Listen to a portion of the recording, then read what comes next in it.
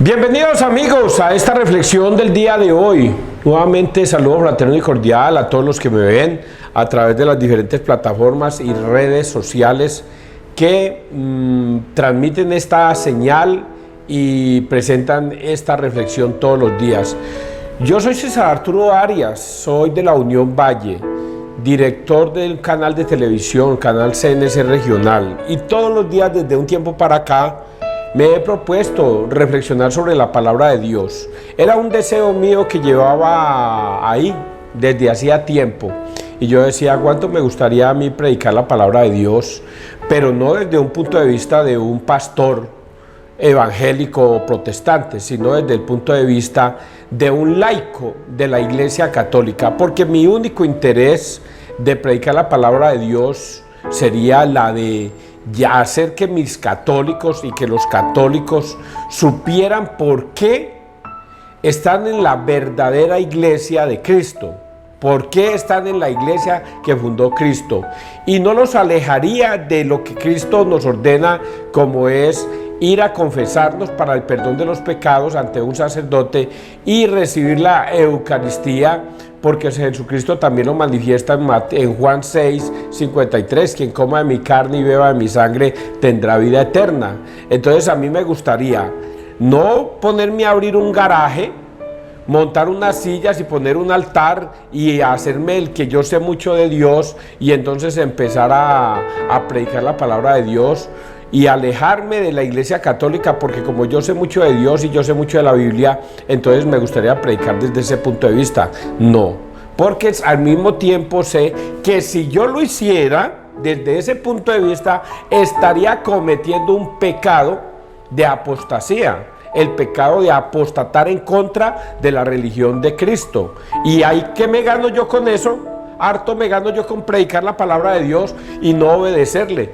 Luego, esa palabra de Dios que supuestamente es para salvación, se vuelve en contra mía para mi propia condenación, que es lo que los pastores no alcanzan a visualizar cuando leen la palabra de Dios y la quieren llevar a sus feligreses. No saben en el error que cometen al hacerse creer que ellos pueden predicar la palabra de Dios sin estar autorizados y alejar de la iglesia de Cristo a la gente, de la Iglesia Católica a la gente, y hacerles creer que no hay necesidad de confesarse con un sacerdote y que no hay necesidad de recibir la Eucaristía, porque eso es un pan insípido y ahí no está Cristo. Harto se ganan con hacerles creer eso a sus feligreses cuando se está ganando su propia condenación, y detrás de él está llevando al error a muchos que se condenarán al igual que él por haber seguido doctrinas de demonios. Entonces, ojo, las cosas de Dios son muy serias. Uno en la vida piensa que, no, yo mientras no mate, yo mientras no robe, yo mientras no haga cosas indebidas, Dios tendrá misericordia de mí. Oigan a este. Todos creemos que la misericordia de Dios es así. Y resulta de que cuando yo leo la Biblia y veo a Dios y a Jesucristo, a un Dios muy estricto. Oiga, si el del Antiguo Testamento, Dios, era estricto, era muy estricto, que decía que si usted fallaba en un mandamiento, en uno, era como si fallara en los 10. Así es que usted podía cumplir 9 y fallar en uno, y era como si hubiera fallado en todos 10. Luego, no había salvación. Era un Dios muy estricto desde el Antiguo Testamento, de acuerdo apoyado en las tablas de Moisés. Ahora, en el Nuevo Testamento uno piensa que Jesucristo es un amor, es paz, es todo lleno de misericordia. Y Él sí nos va a entender, porque este Jesucristo es puro amor. Y resulta que este Jesucristo que aparece en la Biblia es más duro que el mismo Dios del Antiguo Testamento, que es el mismo. Anteriormente, Dios en el Antiguo Testamento prácticamente condenaba a todo mundo. porque nadie se salvó, solo uno cumplió con todos los mandatos de la ley de Dios, que fue Jesucristo, y eso lo dijo ayer en el mandamiento, lo dijo: he cumplido con todo. Yo no he venido a abolir la ley, sino a que la ley se cumpla. Yo no he venido a desbaratar lo ya escrito por Dios, no, yo he venido a darle pleno cumplimiento, y Él le da pleno cumplimiento, pero Él crea unos nuevos mandamientos. Habéis oído decir: no matarás, mas yo le digo que el que se enoje con un hermano, eso es un mandamiento más difícil que el que impuso Dios en el Antiguo Testamento. En el Antiguo Testamento decía: no matarás, y si yo no mataba ya la pasé, pero este Jesucristo dice: ahora es peor la cosa, ya no consiste en no matar, ahora les digo que el que se enoje solamente por enojarse. Habéis oído decir, otro mandamiento: no desearás la mujer de tu prójimo. Es la mujer de otro prójimo. Bueno, yo no la deseo, listo. Ni la voy a buscar, ni nada de esas cosas. Ya cumplí el mandamiento. Pero Jesucristo lo pone peor. Que eso no lo analizan los pastores. La pone peor. Y dice: ahora habéis oído decir: no desearás la mujer de tu prójimo. Ahora yo les digo que el que la mire y la desee, el que la mire con deseo, ya cometió pecado. Es más difícil todavía el mandamiento. Luego, la misericordia de Dios sí es verdad, es muy verdadera, pero solo sí y solo sí para los que se arrepienten, para nadie más. Y hoy el Evangelio de hoy nos va a dar esas clases duras, difíciles y terribles, porque yo la Biblia también la veo desde ese punto de vista terrible. Vamos a persignarnos, muchachos, en el nombre del Padre, del Hijo y del Espíritu Santo. Amén. Primera lectura, Jeremías 7, 23, 28. Esta es la gente que no escuchó la voz del Señor, su Dios. Esto dice el Señor: esta fue la orden que di a mi pueblo. Escuchad mi voz. Yo seré vuestro Dios, y vosotros seréis mi pueblo. Seguid el camino que os señalo, y todo os irá bien. Pero no escucharon, ni hicieron caso. Al contrario, caminaron según sus ideas, según la maldad de su obstinado corazón. Me dieron la espalda y no la cara. Desde que salieron vuestros padres de Egipto hasta hoy, os envié a mis siervos, los profetas, un día tras otro. Pero no me escucharon ni me hicieron caso. Al contrario, endurecieron la cerviz y fueron peores que sus padres. Ya puedes repetirles este discurso, seguro que no te escucharán. Ya puedes gritarles, seguros que no te responderán. Aún así les dirás: esta es la gente que no escuchó la voz del Señor, su Dios, y no quiso escarmentar. Ha desaparecido la sinceridad, se la han arrancado de la boca. Palabra de Dios, te alabamos a ti, Señor Jesús. Jeremías, profeta, llamándole la atención a ese pueblo de Israel. Hoy, la misma realidad. Aquí tengo un secretario, aunque en estos momentos no está. En la misma condición de estos hombres. Por eso el cielo y tierra pasará, pero mi palabra no pasará, porque lo que sucedió en este tiempo, hace 2000, 3000, 5000 años, aún hoy se cumple esa palabra, y es igualita. ¿Cuántos de ustedes, a lo mejor que dejaron ahí prendido el televisor y me están escuchando, o su celular y me están escuchando, se han vuelto de igual, dura cerviz? No escuchan, no analizan, no les interesa. Se volvieron ateos y entonces no quieren escuchar la palabra de Dios. Este hombre, secretario mío, que en este momento está por ahí, dice: no, yo no tengo por qué creer en esas bobadas, esas verdades que ustedes inventan. No, la verdad es la que yo tengo. Yo sí creo en Dios, claro, yo sí creo en Dios, pero yo no tengo por qué cumplir todas las bobadas que dicen ahí. No tengo por qué creer en esas pendejadas, pero dice creer en Dios. Y entonces Jeremías les dice esto a ellos y a este secretario que tengo yo aquí. Esto dice el Señor: esta fue la orden que di a mi pueblo: escuchad mi voz yo seré vuestro Dios y vosotros seréis mi pueblo. Seguid el camino que os señalo y todo os irá bien. Todo os irá bien. Y aquí viene la parte de que sucede hoy día. Pero no escucharon. Es lo que le pasa a mi secretario. Pero no escucharon, ni hicieron caso. Al contrario, caminaron según sus ideas, según la maldad de su obstinado corazón. Me dieron la espalda y no la cara. Me dieron la espalda y no la cara. Ahora él dirá, venga César, usted acaba de decir una cosa terrible.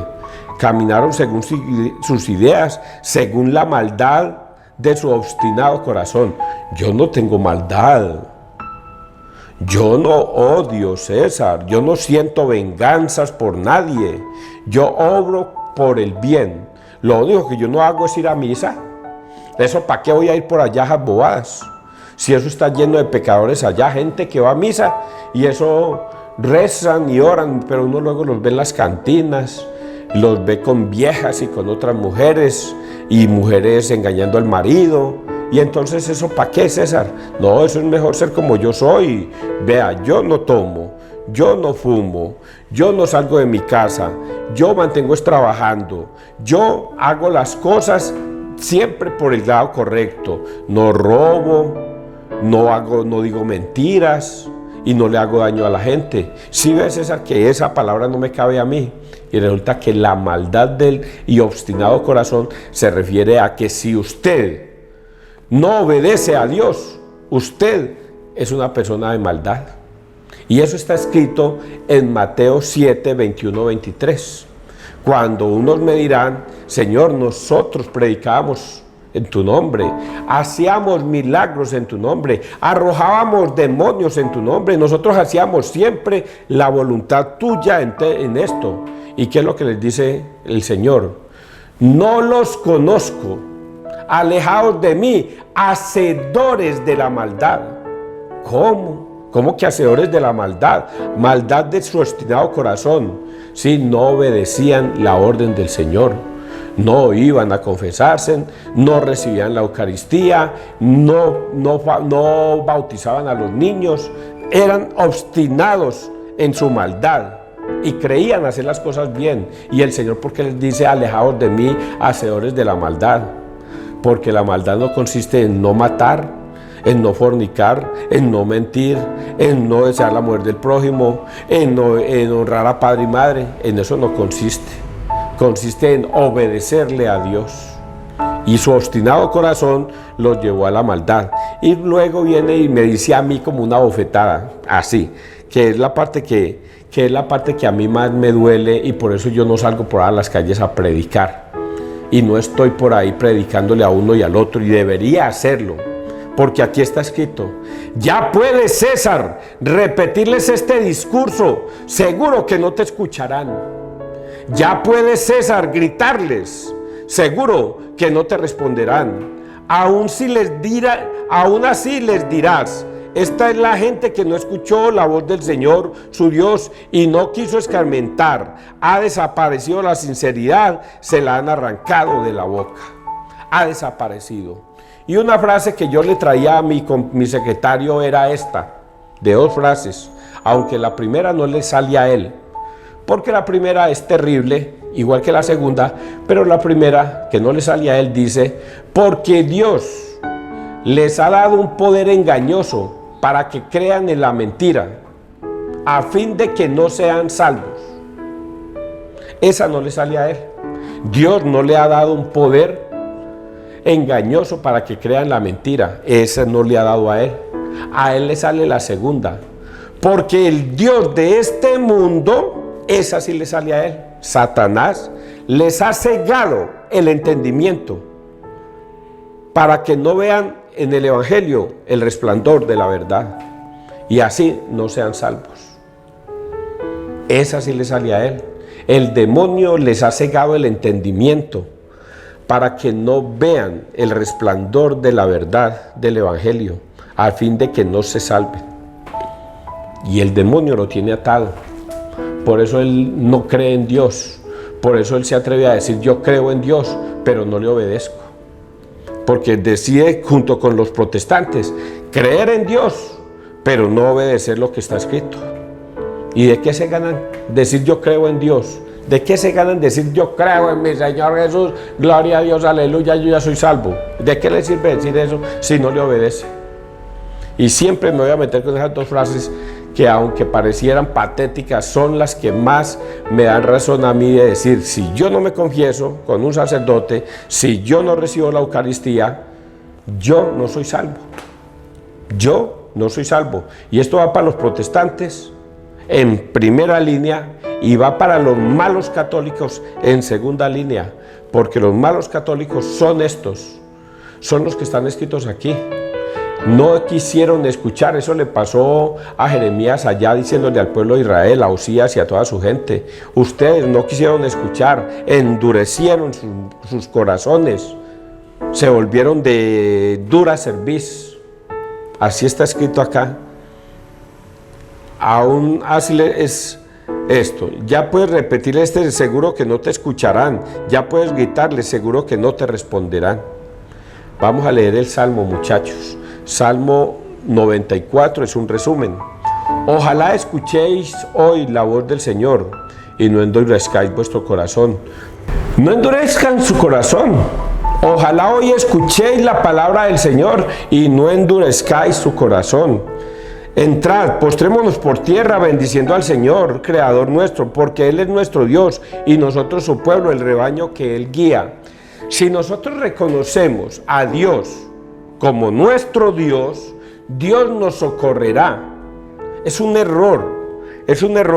Las personas, veía estos días en un video también aquí, en YouTube y en Facebook, presentan muchas entrevistas de famosos que les preguntan: ¿usted qué piensa de Dios? No, Dios no existe, Dios fue creado por inteligencias humanas para esclavizar al pueblo y entonces Dios no existe, y te dan unos conceptos todos tontos.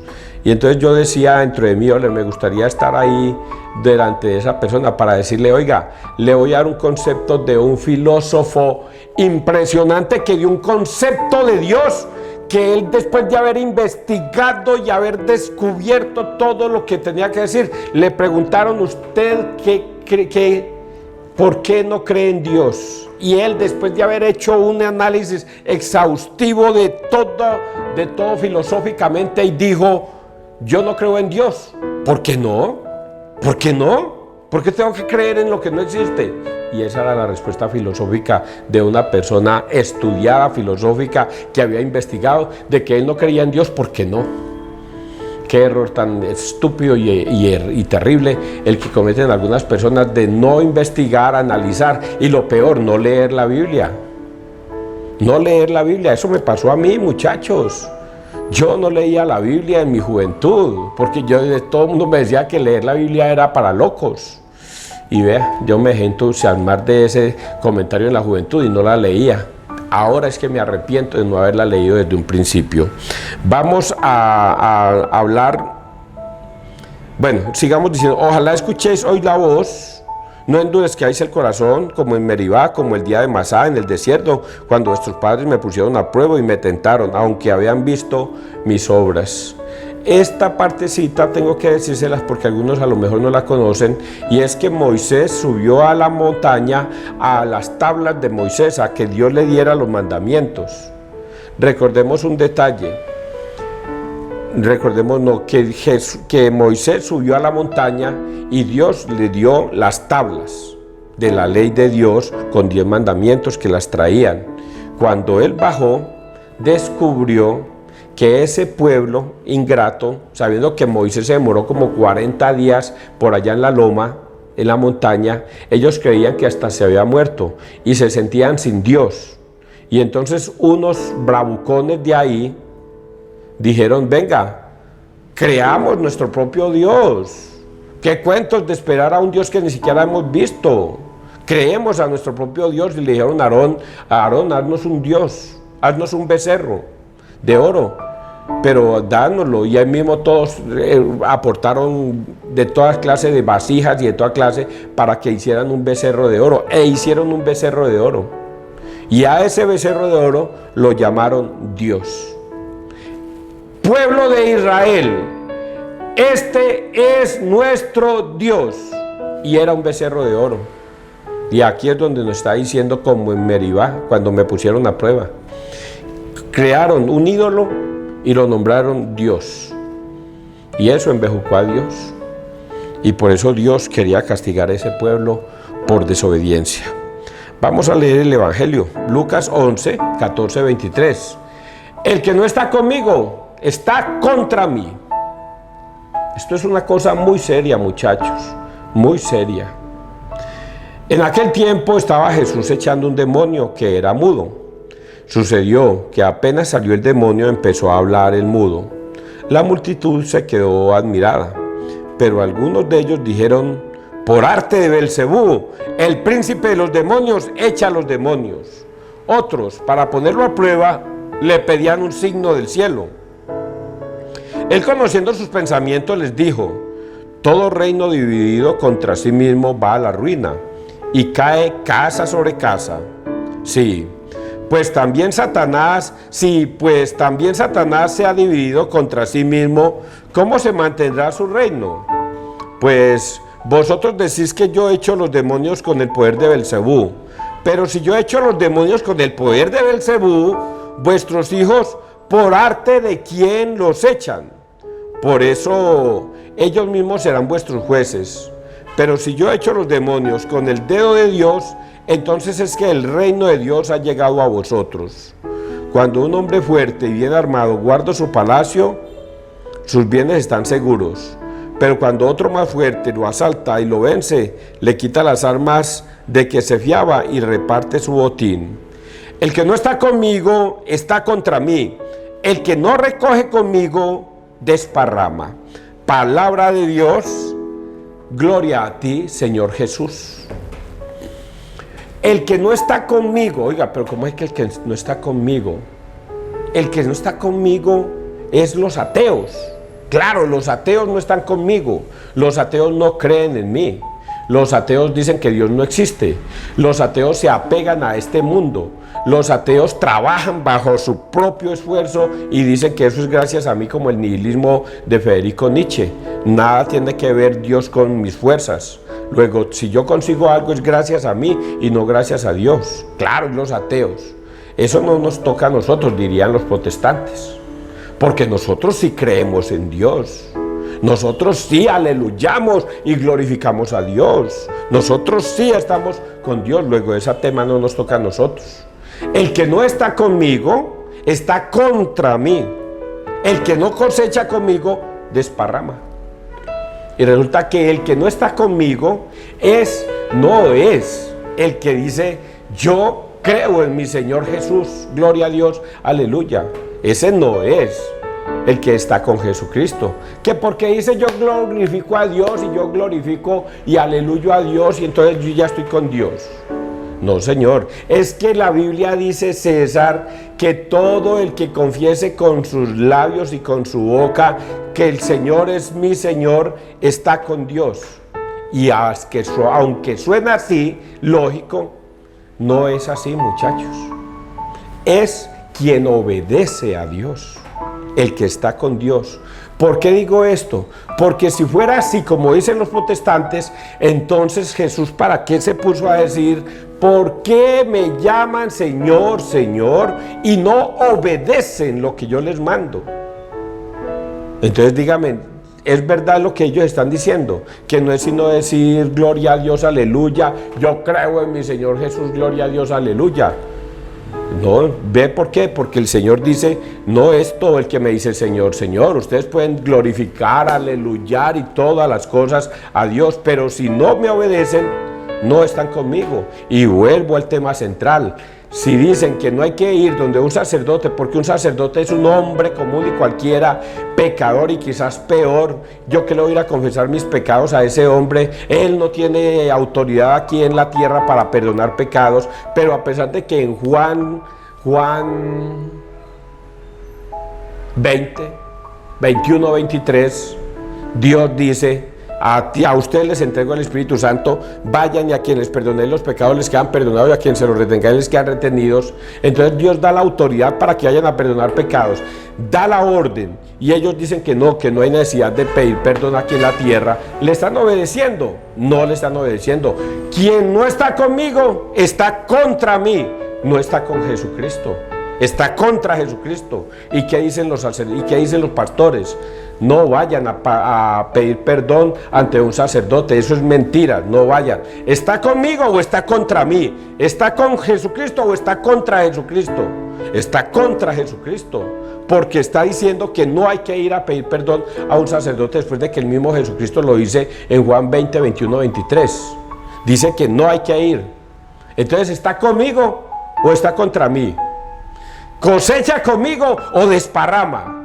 Y desparrama cuando da la orden a los subalternos, súbditos o feligreses que ellos tienen, no vayan a confesarse. Ahora el matrimonio, por ejemplo, que este personaje que se autonombró pastor, un día vino una parejita del grupo de ellos y dijo: vea, pastor, nosotros queremos casarnos. Ah, sí, yo los caso, pero si no van donde un sacerdote, a nada, yo los caso. Y el sacerdote se toma esas atribuciones de decir que yo, en el nombre del Padre, en el nombre de Jesús, ellos dicen: en el nombre de Jesús los declaro marido y José, marido y mujer, yo los declaro. Oigan a ¿quién le dio la autoridad para casar? Nadie. Está desparramando, está diciendo tontadas, desparramando, no está con Cristo, porque solo tienen autoridad para el sacerdocio, para este sacramento, un sacerdote de la Iglesia Católica, que es un ungido de Dios. Y cuando un pastor hace esto y luego lo ordena a que no tiene por qué ir donde un sacerdote de la Iglesia Católica a que los vuelva a casar, no tienen por qué ir, desparrama. Cuando una persona dice: usted es bautizado por la Iglesia Católica, ese bautismo no vale, tiene que bautizarse con nosotros, y van y lo sumergen en un río. Ahorita sí quedó bautizado, no está bautizado, desparrama la orden de Dios, no está con Cristo, está contra Cristo. Y es lo que está diciendo acá. Pero cuando una persona, porque vamos a tocar esa primera partecita brevemente, pues porque algunos dirán: pero ven, ¿y por qué no tocó la partecita esta acá arriba? Todo reino dividido contra sí mismo va a la ruina y cae sobre casa. Le hacen esta pregunta: venga, Señor, eran los que le tenían envidia y rabia, es mi secretario, ¿qué pensás de mi secretario? Dice: hizo la obra, le arrojó el demonio. Yo no sabía que un mudo tenía un demonio adentro, vea. El demonio hacía que esa persona fuera muda. Sacó el demonio y la persona habló. Y suele pasar que toda enfermedad que no es de Dios es porque un demonio posee a esa persona. El cáncer son demonios que poseen a la persona. Cualquier enfermedad que usted tenga son demonios que tiene la persona y que pueden ser curadas si tienen fe. Y pueden orar a Dios y Dios les dará la sanidad. Pero dice acá que ese mudo empezó a hablar cuando Dios arrojó ese demonio.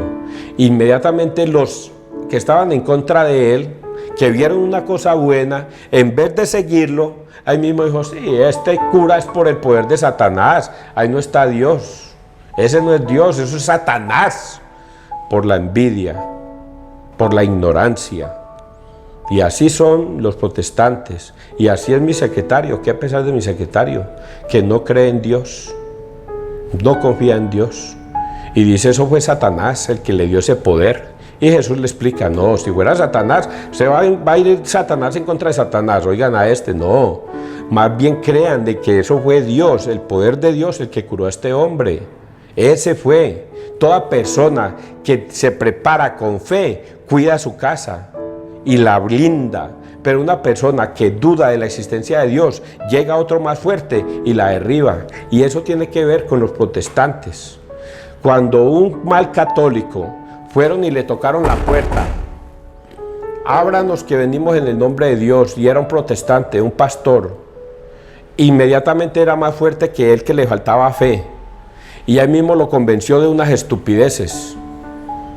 Les enseñó que la Iglesia Católica adora imágenes, que la Virgen no es virgen, que la Virgen tuvo más hijos, que el Papa nadie le dio la autoridad de ser Papa, que los sacerdotes no tienen poder aquí en la tierra para perdonar pecados, que la Eucaristía es un simbolismo. Y ahí mismo, esa persona que no tenía puesta la fe, un escudo de fe fuerte para ese demonio, vino este demonio y lo convenció y se lo llevó. Ahí dice que eso, que una persona que no tiene bien cimentada y bien blindada su casa con fe, llega otro más fuerte y se la lleva. Es lo que está escrito acá. Bueno, espero que hayan entendido mi mensaje en el día de hoy, muchachos. Todo lo que yo hago es reflexión para ustedes y para mí, para que no piensen que es para ustedes, para mí también. Ahora háganse en esta pregunta: ¿César se considerará salvo o se condenará, o estará condenado, o se sentirá condenado? Voy a decirles, muchachos, mientras yo cometa pecados, estoy condenado. Así predique todo lo que yo quiera decir, pero si yo no me confieso y no voy a la Eucaristía por mis pecados, yo no seré salvo. Que Dios te bendiga, que Dios nos bendiga donde quiera que todos estemos.